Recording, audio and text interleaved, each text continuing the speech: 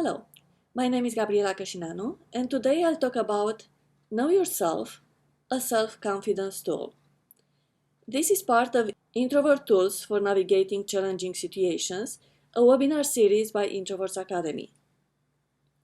A few words about us. Our mission is to raise awareness about introvert strengths and how to tap into their impressive inner power for personal, professional, organizational, and systemic development to build a better world for all of us. And we're doing this at several levels: individual, interpersonal, group, organizational level, and systemic level.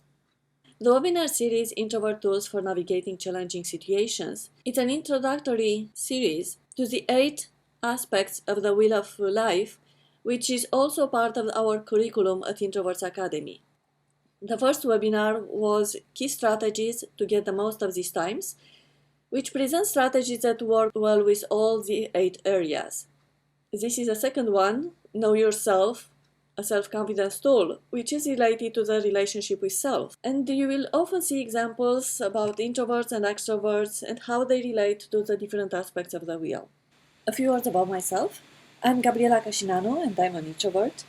I have a lot of experience in many fields. Some people say that I shifted from one career to another, but I like to say that I build on the previous foundation with new skills, new expertise, and I use my strengths along the way, my introvert strengths, and that's what I want you to do as well, because it gave me a lot of confidence to pursue the path that I wanted to build. We'll talk about self-confidence and the differences between introverts and extroverts, especially the innate traits, those we are born with, because there are a lot of differences between us. Think about yourself. What is your self-confidence level if you take a scale from 0 to 10? Do you consider that self-confidence is influenced by external factors, internal factors, or both? According to the Merriam-Webster dictionary, self-confidence is confidence in oneself and in one's powers and abilities. So as you notice, it's more about ourselves. And if you look at the holistic wheel, I'm pretty sure that in some of these areas your self-confidence is higher than in others. So it's good to become aware on each aspect of your life. Your self-confidence is higher, and on each one you have to work a little bit more to bring it at the level that you want. The University of South Florida defines self-confidence as an attitude about your skills and abilities. It means you accept and trust yourself and have a sense of control in your life. You know your strengths and weaknesses well. You have a positive view of yourself. You set realistic expectations and goals, communicate assertively, and can handle criticism. So it's a broader definition, but what I like about it, it talks about an attitude. Sometimes we think we are very good at something, but if we don't project the right image, the other might not see us the same way as we see ourselves. So it's a difference between how we perceive ourselves and how others are perceiving us. And it's important to become aware of that difference. If we put on a scale from 0 to 10, on one side, some people define self-confidence of being humble, shy, insecure, unsure. But if you take a look at the first two, humble and shy, you could have a lot of self-confidence, but you don't show it. You show up in the world as a humble person, a shy person, and the other one might perceive you as being less confident, that you have less self-confidence. So it is important to become aware of this. And on the other side, at the extreme, it's fearless, poised, self-assured, self-reliant, know-it-all attitude, sure of oneself, undoubtful. So try to see where you fit in this scale and what you want to do about it. Factors that can influence the self-confidence: the environment, your family, the culture you're immersed in, the social and work environment, the relationship with others, the relationship with yourself, your connection with your intuition. How do you communicate with yourself? What do you think about yourself? Do you think you're good? Or do you think that you're the worst person in the world? That influences your self-confidence as well. And also the self-awareness of the innate traits. If you're not aware of what are your characteristics, the ones that you're born with, you might have a different perception than how you really are. And if you talk about extroversion and introversion later on, you'll understand better what I mean. Self-confidence is also influenced by successes and failures if you don't have a good relationship with yourself. This could affect your self-confidence. Those people who are perfectionists, it could affect their self-confidence because they are not where they want to be, and there are many other factors. J.K. Rowling said, "There is an expiry date on blaming your parents for steering you in the wrong direction." And by parents, it could mean anyone in your environment. The moment you are old enough to take the wheel, the responsibility lies on you. And that's what she did. She didn't have a very good childhood, but she trusted her project, Harry Potter book series.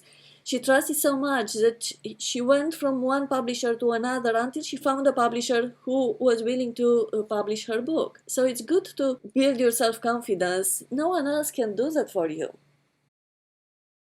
Now we start talking about the traits, innate traits, of extraversion and introversion, the one that we are born with, and how they affect the self-confidence. To give you an example, I wrote 2 bestsellers, Introverts Leverage Your Strengths for an Effective Job Search, and Quiet Lessons for the Introvert Soul, which has a list of over 100 introvert strengths that you can download. Linda, after she read a few chapters, she wrote me this message. I woke up feeling happy and quite normal. I'm 65 years old and wish I had been aware of these strengths 6 years ago, when I first started feeling like something was wrong with me. I have found the list very helpful. It helps me see introvert characteristics as strengths rather than weaknesses. I can look at situations that occurred in the past and understand why I felt or behaved the way I did, like an introvert is supposed to behave. The first thing that came to mind was when starting a new job. I always went through a period of panic, depression, and the feeling that I wasn't good enough, especially when it was a sudden promotion and I had to learn totally new stuff, suddenly, and without much warning. I needed time to get used to the new idea or situation. This is the power of knowing more about your strengths, about your own characteristics. And if you want, you can download a list of 30 introvert strengths from our website, introvertsacademy.org. I'll put the link in the comments. If you take a look at the Cambridge Dictionary, they define self-confidence as the belief that you can do things well and that other people respect you. So self-confidence, it is a belief. You can build that belief. Extroverts and introverts have equally important traits, and the world needs both of them. These differences we are born with. Our brains are wired differently. The pathway an introvert processes stimulation, it's longer, goes through the long-term memory, comparing to the extroverts' pathways that are much shorter. That's why they can reply faster. And introverts need a little bit more time to formulate their answers. And from this comes a lot of the other differences. The energy that the brain consumes, usually it's around 25% of what the whole body consumes. And if introverts have longer pathways, they think more, they consume much faster their energy. So it's normal their energies get drained faster than for extroverts. And this is one of the characteristics that we often hear when we talk about introversion and extroversion. So it's important for you to understand where you fit on the spectrum, extroversion, introversion. And also in time, through the experience you go through what you learn, through your self-reflection, you evolve, you get towards the center of the spectrum. You are born at a certain level, with certain characteristics, but you learn new skills, you learn new ways of dealing with a society. So you start taking on characteristics of the other side. And people see you and they might think, oh, you're an extrovert just because you're giving a lecture, for example. But actually, you're still an introvert who talks about something you're passionate about. And they can see that energy that you project because you're connected with a meaningful topic. And you also need a lot of time to recharge your battery after. It's like what I call the introvert hero journey or the extrovert hero journey. Both of us try to get towards the center to become better functioning in this world and to become a whole person. There are a lot of introverts in the world. It's not just a small percentage. We might not be so visible, or we might take on extroverted behavior in certain situations and people don't realize that we are introverts. In Canada, for example, introverts are not a small percentage of the population. There is a report based on 58,000 MBTI tests, which shows that there are 48% introverts. In the US, there are around 30–40%. So it's a huge percentage of introverts, and as you will see, since we have so different characteristics, innate characteristics, we need to understand ourselves better so we know how to use these characteristics as strengths to build a better life for us and for others. So let's talk about the characteristics. Extroverts get their energy by interacting with others. They are focused on the outside world, so interacting with others energizes them. While introverts recharge their batteries by being alone and in nature. You can see the difference here. Extroverts like confrontation, competition. Introverts like collaboration, especially the passive forms like using internet to collaborate on projects. Imagine that you put an extrovert and an introvert. One is looking for confrontation and competition because that's what makes them feel good, and the introvert is looking for collaboration. They don't understand each other. So there will be a lot of frustration if they don't know about their own characteristics. Imagine in a team, if you have both extroverts and introverts, and all the team environment and dynamics are geared toward extraversion characteristics, introverts won't feel okay in that environment, won't feel at ease, so they won't contribute enough. Or even if they want to contribute, they will be ridiculed because extroverts won't understand the benefits of bringing those perspectives into what they are doing. Extroverts are focusing on what it is, the situation, while introverts, they notice what it is, but they also look at what could be, what if. They are trailblazers, they are strategic thinkers. They go in the future and look at the situation, how it can be improved, what the situation can lead to. So they have different focus, introverts and extroverts, and both of them are valid and very useful. Extroverts act before they think. They are very action-oriented. Introverts think before they act. They are strategic thinkers. So if you have a project, you need both of them. You need both those who analyze and look at what can we do, let's create some strategies, and those who take action and implement the plan. Extroverts like to talk about themselves, while introverts like to talk about meaningful topics. So when you put both of them, one, it's okay with small talk just to make some conversation to get to know each other. The other one doesn't feel at ease to talk about weather or the transportation because they think that they lose their time. There are more important things in the world that we can talk about, that we can do something about. They have to understand each other if they want to collaborate and communicate better. Extroverts like networking. They have no problem meeting strangers. Actually, they like to meet new people. While introverts prefer one-on-one conversation, especially with the people they know. And when they are in that kind of environment, introverts are very talkative. They choose a topic they want, usually very deep topics. And you can see the energy flowing and the very live discussions. If someone is looking at them, could consider both of them extroverts. Actually, they are introverts, but they function in an environment they feel at ease, and they can show up as they really are. Extroverts like to tell, not to show. They like to say how good they are. Introverts like to show instead of telling. Imagine in a job interview, who can perform better? The one that talks about how great they are, or the one who is not so good at talking about himself? He really wants to focus on the job and do a good job and let those results show how good he or she is. You can see how job interviews favorize more the extroverted behavior than the introvert one. Extroverts are outwardly motivated.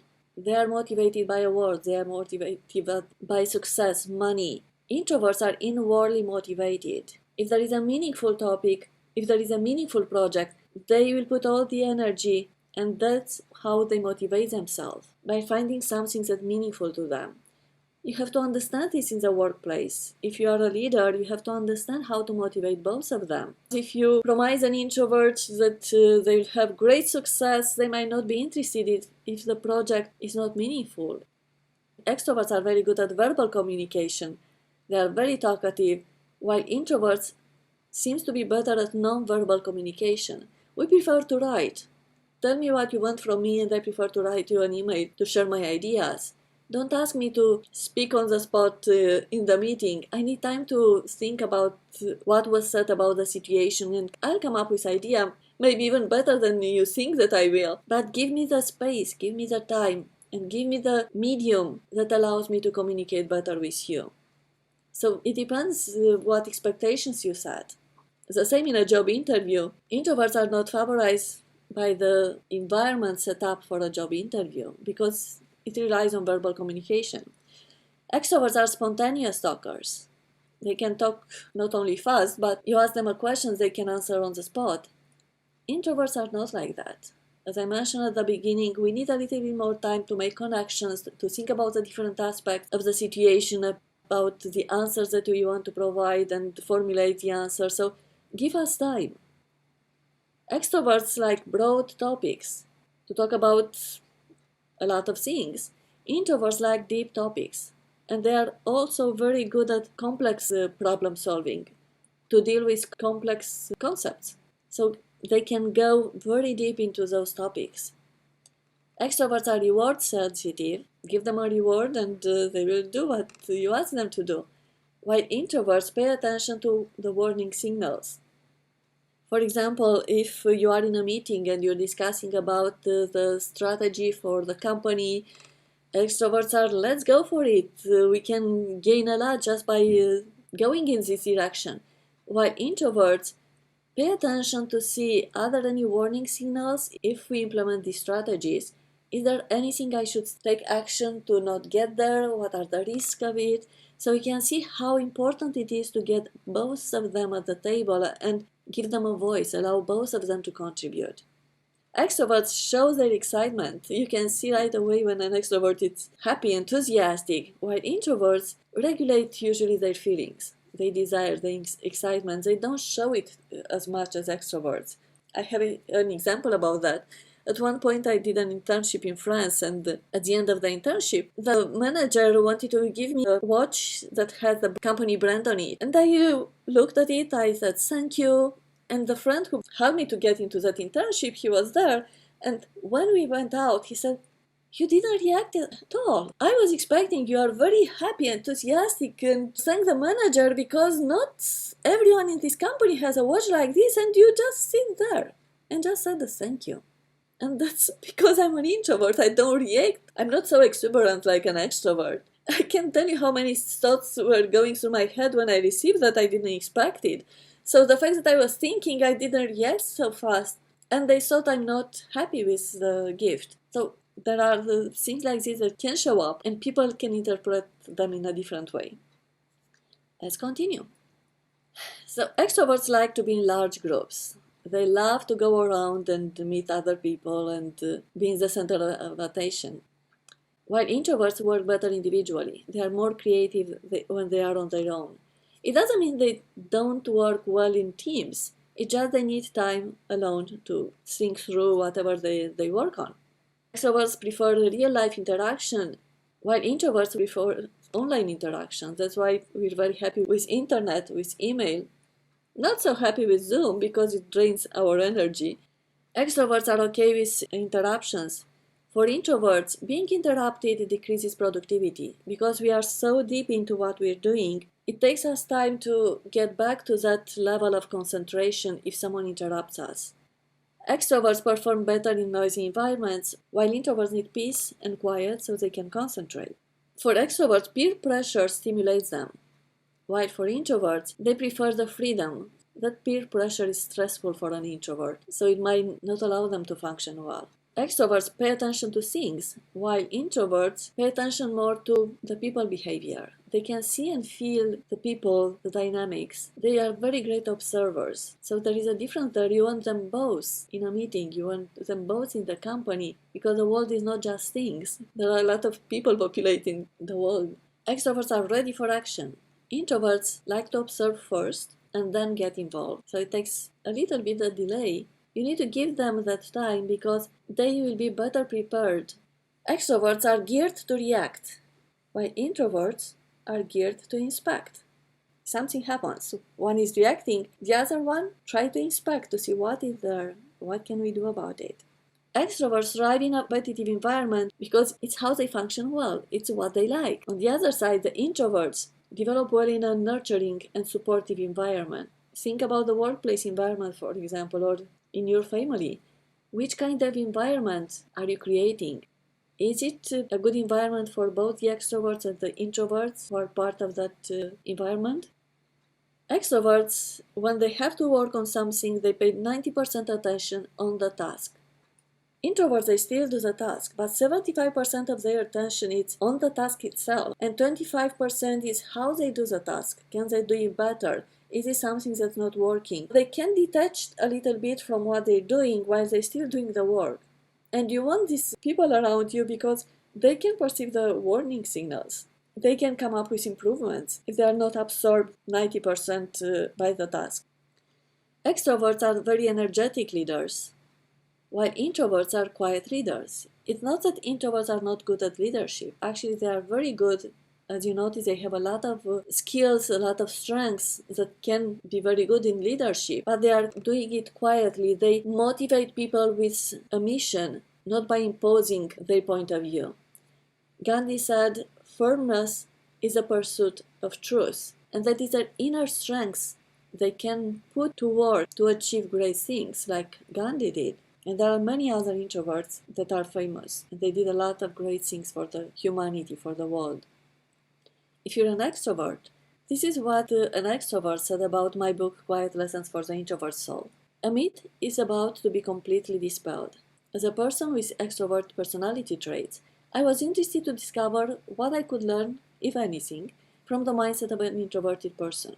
One aspect of the book that resonated with me was the characteristic traits of an introvert, such as perseverance, self-reflection, empathy, modesty, and being open to self-development made them more in tune with their authentic self. The lesson learned will be a reminder to the extroverts that they can learn a great deal about living an authentic life by following their example. One quotation I take with me: introverts make great leaders because they inspire people with their vision, not with indoctrination. Leslie Jones. You can download 30 Introvert Strengths if you want from our website, introvertsacademy.org. Now, what do you think about the complementary traits of extroversion and introversion? How they can be better used in the workplace, in business, relationship with self, with others, in the environment. Think about the different aspects of our curriculum, how you can use those strengths, and how you can facilitate and work better with others. Does knowing more about your innate strengths boost your self-confidence? In what way? If you want more, at Introverts Academy you have group coaching for introverts, and you have access to it through the membership. You can get more information on introvertsacademy.org/group coaching. I'll put the link in the comments below. We have 9 groups: meaningful career, small business environments, holistic health, personal growth, relationship with others, relationship with self, passion, hobbies, money, because there is a lot that we can do about each aspect of the wheel. So we have 9 themed coaching groups, and you can choose the ones that you're interested in. The groups have only 6 people, so we can help you, and you also have that nice environment, small group environment where you can help each other and get new insights through the discussions and the techniques you learned from us. There is more information on the group coaching page.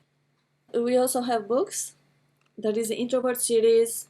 There is also a series of 4 books that you can use to self-coach yourself. The first one is Meeting with Myself, self-coaching questions that invite wisdom in. And you can use them if you have a problem, if you want to understand yourself better, if you want to improve your life. There is another one for relationships. I have resources for you. Group coaching, books, and a lot more content. Thank you so much for watching this video, and don't forget to subscribe.